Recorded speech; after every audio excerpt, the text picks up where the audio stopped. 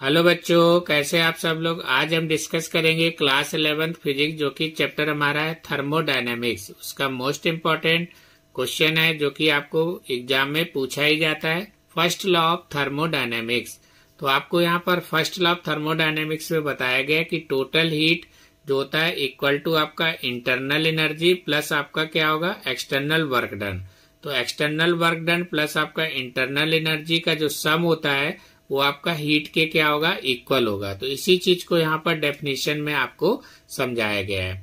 तो according to the first law of thermodynamics, if some heat is supplied to a system, कुछ heat जो है supply की है किसको, सिस्टम को।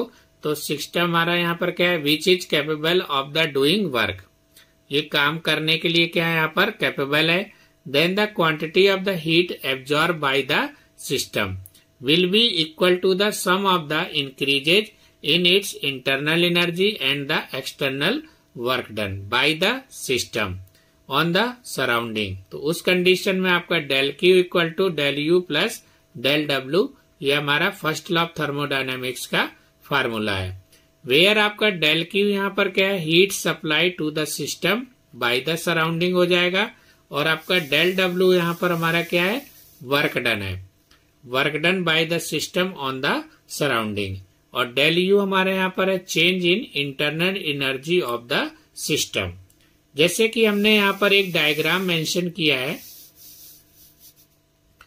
ये हमारा यहाँ पर एक जो है मूविंग पिस्टन है, ये पी आपका प्रेशर है, ए मीन्स आपका एरिया है। ये पिस्टन यहाँ पर क्या है, मूव करेगा। तो उस कंडीशन में जो आपका गैस है, गैस का पार्टिकल्स ये क्या होंगे, कंप्रेसिबल होंगे। तो उस कंडीशन में हमारा यहाँ पर क्या होगा, वर्क डन होगा। तो आपका work done del W equal to force into distance होता है।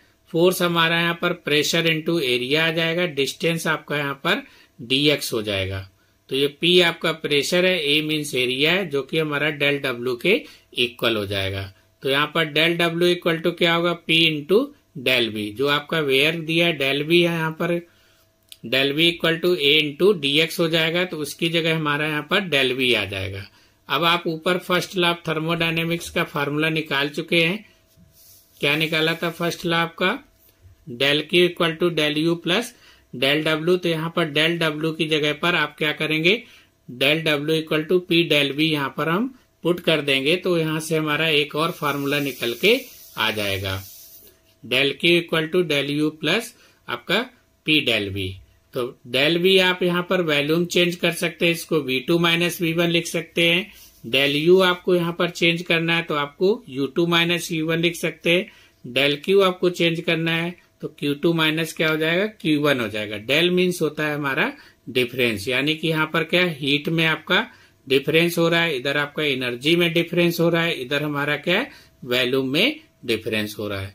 तो यही आपको फर्स्ट लॉ ऑफ थर्मोडायनेमिक्स में समझाया गया। Thank you.